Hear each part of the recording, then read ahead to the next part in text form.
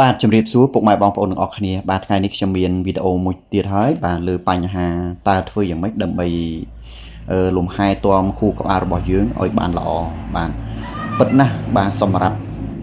ភាពចាស់នៃខួរក្បាលជាដំណើរការមួយទៅមុខរហូតបាទមិនអាចត្រឡប់មកក្រោយបាននោះទេបាទសម្រាប់មនុស្សវ័យចំណាស់ចាប់ពីអាយុ50ជាង60ឡើងរហូតបាទខួរក្បាលគឺដំណើរការមានភាពស្មុគស្មាញបាទមានភាពស្មុគស្មាញមែនទែនដែលគាត់រងពីឥទ្ធិពល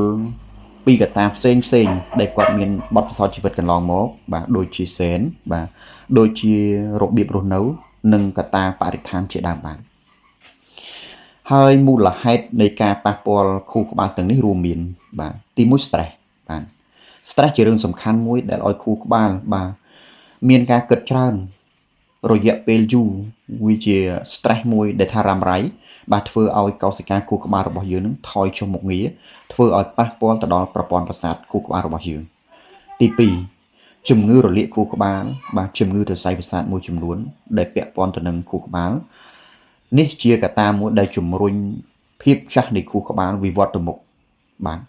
កត្តាដំណពូជបាទកត្តាដំណពូជនេះជារឿងមួយដែលមិនអាចកែប្រែបានទេណាបងប្អូនបាទបងប្អូនដែលមានឮថានិយាយខ្ញុំវង្វេងនិយាយអ្នកនោះវង្វេងមានន័យថាសែនហ្នឹងគឺដល់វិញហ្នឹងគឺត្រូវតែគាត់វង្វេងអញ្ចឹងហ្មងគាត់ដើរចោលផ្ទះបងប្អូនពិបាកតាមរមកវិញអញ្ចឹងណាបងប្អូនណាបាទទាំងនេះហើយគេហៅថាភាពចាស់នៃខួរក្បាលបណ្ដាលមកពីសែនបាទកត្តារស់នៅទី4គឺកត្តារស់នៅបាទកត្តារស់នៅមានតាំងពីការហូបមិនមានរបបអាហារមានផាសុកភាពមានតុល្យភាពបាទគេងពុំបានគ្រប់គ្រាន់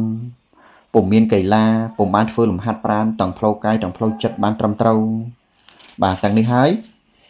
វាជំរុញឲ្យខួរក្បាលពន្លឿនភាពចាស់លឿនរហូតបាទហើយចុងក្រោយគឺកត្តាបរិស្ថានបាទកត្តាបរិស្ថានគឺជាកត្តាមួយបាទក៏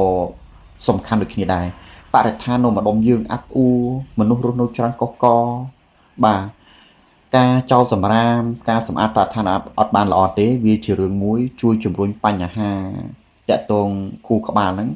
មិនល្អពីមួយថ្ងៃបន្តិចយើងអត់ដឹងទេបងប្អូនណាបាទយើងអត់ដឹងទេអញ្ចឹងបាទយើងត្រូវមានដំណោះស្រាយណាមួយបាទថាតើយើងគួរតែដោះស្រាយបញ្ហាតាក់ទងនឹងខួរក្បាលកុំឲ្យវាវិវត្តទៅចាស់ជាងវ័យហ្នឹងបានដោយវិធីណាដែរបាទអញ្ចឹងយើងមានច្រើនពិធីដើម្បីជួយសុខភាពខួរក្បាលរបស់យើងហ្នឹងឲ្យបានល្អបងប្អូនណាបាទអញ្ចឹងបាទទី1ប្រហែលជាតាក់ទងរឿងអាហារហើយអញ្ចឹងអត់ចោលទេរឿងអាហារបងប្អូនណាអញ្ចឹងយើងគួរតែញ៉ាំអាហារដែលមានតុល្យភាពបាទសម្បូរជីវជាតិជួយសុខភាពផ្សេងដូចជា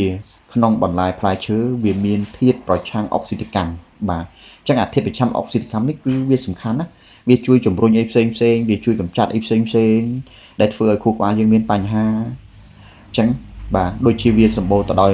ខ្លាញ់មិនឆ្អែតបាទពពួកអូមេហ្គា3បាទដែលទទួលបានមកពីការហូបសាច់ត្រីបាទសាច់ល្អមានគុណភាពបាទគ្រាប់ធញ្ញជាតិប្រេងអូលីវហើយជាអាហារដែលមានប្រូតេអ៊ីនខ្ពស់បាទតែអត់សម្បូរជាតិស្ករទេបងប្អូនណាអញ្ចឹងយើងគួរតែបរិភោគអាហារបែបហ្នឹងដើម្បីជួយសុខភាពខួរក្បាលយើងបានល្អបាទទី2គឺតកតលំហាត់ប្រាណបាទលំហាត់ប្រាណគឺជាលំហាត់ប្រាណតាមបែបបាទផ្លូវកាយតាមបែបផ្លូវចិត្តបាទហាត់ប្រាណតាមបែបផ្លូវកាយគឺយើងត្រូវធ្វើលំហាត់ប្រាណដូចជាដើររត់បាទរាំហែលទឹកជិះកង់អីជាដើមឡាក់ហ្នឹងធ្វើយ៉ាងណាឲ្យបានក្នុងមួយថ្ងៃកន្លះម៉ោងមួយអាទិត្យ150នាទីអញ្ចឹងទៅណាបងប្អូនណាហើយលំហាត់ប្រាណពាក់ព័ន្ធនឹងខួរក្បាលដូចជាយើងប្រើការគិតថ្មីគិតល្អរាវរកគន្លឹះដែលល្អដើម្បីដោះស្រាយបញ្ហាចូលចិត្តប្រើខួរក្បាលគិតតែរឿងល្អអញ្ចឹងណាបងប្អូនខ្ញុំបាក់និយាយដែរកន្លែងហ្នឹងអញ្ចឹងហើយវាធ្វើឲ្យខួរក្បាលយើងហ្នឹងគឺវាអត់ក្រិនទេវាអត់ស្មុកទេយើងគិតអីក៏ចេញដែរបាទទាំងនេះហើយគេហៅថាលំហាត់ប្រាណខួរក្បាលដែលធ្វើឲ្យខួរក្បាលយើងនៅតែមានភាពរេផ្លេចគិតអីបានល្អរហូតអញ្ចឹងណាបងប្អូនណាបាទហើយទី3គឺការជំរុញផ្លូវចិត្តយើងឲ្យបានល្អការជំរុញវាមិនការជំរុញមានន័យថាយើងចូលរួមក្នុងសង្គមដើម្បីទំនាក់ទំនងល្អរាល់ថ្ងៃបាទដើម្បីឲ្យក្នុងចិត្តរបស់យើងល្អមានន័យថាយើងជួយសង្គមក៏ដូចជាជួយទៅដល់ប្រជាពលរដ្ឋផ្សេងដែលគេមានទុក្ខលំបាកអស់ហ្នឹង ហើយយើងបង្កើតជំនាញថ្មីទទួលយកចំណេះដឹងថ្មីពីសង្គមមកវិញបាទយើងបានទាំងអស់ហ្នឹងហើយយើងទៅបំរើអីមួយដែលជួយឲ្យសង្គមបានល្អយើងបានផ្ដល់ផលមិញគឺផ្លូវចិត្តយើងល្អបាទបងប្អូនដែលលើគេថាជនជាតិជប៉ុនបាទជនជាតិជប៉ុនអាយុវែងនៅតែគិតល្អអញ្ចឹងជនជាតិជប៉ុននៅពេលដែលគាត់ចូលនិវត្តន៍គឺគាត់នៅតែមានគេហៅថាភាពឆ្លាតវៃដោយសារគាត់ចូលរួមក្នុងសង្គមបើសិនជាគ្រូបង្រៀនមិនគាត់ធ្វើគ្រូបង្រៀនស្ម័គ្រចិត្តបរៀនអត់យល់លុយអ្នកកាន់ការងារខាងអីគាត់ទៅខាងហ្នឹងដើម្បីចូលរួមសង្គមឲ្យបានសស័កសស្រាំទី1បានលំហាត់ប្រាណទី2តកតងការគិតល្អបាទការជំរុញផ្លូវចិត្តរបស់គាត់ឲ្យល្អបាទហើយការសម្រាកបាទការសម្រាកគឺជារឿងចាំបាច់បំផុតយើងត្រូវតែសម្រាកយើងត្រូវទៅគេងឲ្យមានគុណភាពបាទអញ្ចឹងគេងដែលមានគុណភាពគឺរយៈពេល7ទៅ9ម៉ោងខ្មែរយើងដែលហៅថាទទួលទានដំណេកបាទពាក្យថាទទួលទានមានន័យថាយើងត្រូវឲ្យឆ្អែតបាទទទួលទានដំណេកយើងត្រូវតែគេងឲ្យបានឆ្អែតឲ្យបានគ្រប់គ្រាន់បាទ7ទៅ9ម៉ោងបាទណានេះគេហៅថាសម្រាកឲ្យមានគុណភាព stress បាទភាពតានតឹងនៃខួរក្បាលភាពតានតឹងនៃការគិតរបស់យើងស្មុគស្មាញថ្ងៃណារកគិតអីមិនយល់ក្នុងខួរក្បាលណែនអស់មិនដឹងជាមានរឿងអីបាទនេះហើយដែលធ្វើឲ្យខួរក្បាលរបស់យើងពន្លឿននូវភាពចាស់ទៅរកភាពមានបញ្ហាទៅថ្ងៃមុខបាទអញ្ចឹងយើងត្រូវតែអនុវត្តនៅវិធីសាស្ត្រក្នុងការបំបត្តិ stress បន្ធូរអារម្មណ៍ណាបងប្អូនតាមរយៈអីបាទធ្វើសមាធិហាត់យូហ្គាលំហាត់ដង្ហើមបាទគឺយើងដកដង្ហើមមួយជ្រៅបាទជាក់ស្ដែងយើងធ្វើអញ្ចឹងមកបាទនោះមានច្រើនទៀតប៉ុន្តែខ្ញុំគ្រាន់តែលើកឧទាហរណ៍ប៉ុណ្ណឹងបាទអញ្ចឹងអាកុលនិងបារីបាទអាកុលរឿងបារីនេះបាទសម្រាប់សង្គមបច្ចុប្បន្នគឺពិបាកគឺបារីនិងអាកុលនេះពិបាកកាត់ផ្ដាច់អញ្ចឹងបងប្អូនជាតិអាកុលវាធ្វើឲ្យប្រព័ន្ធប្រសាទវាចាប់ឲ្យប្រព័ន្ធប្រសាទ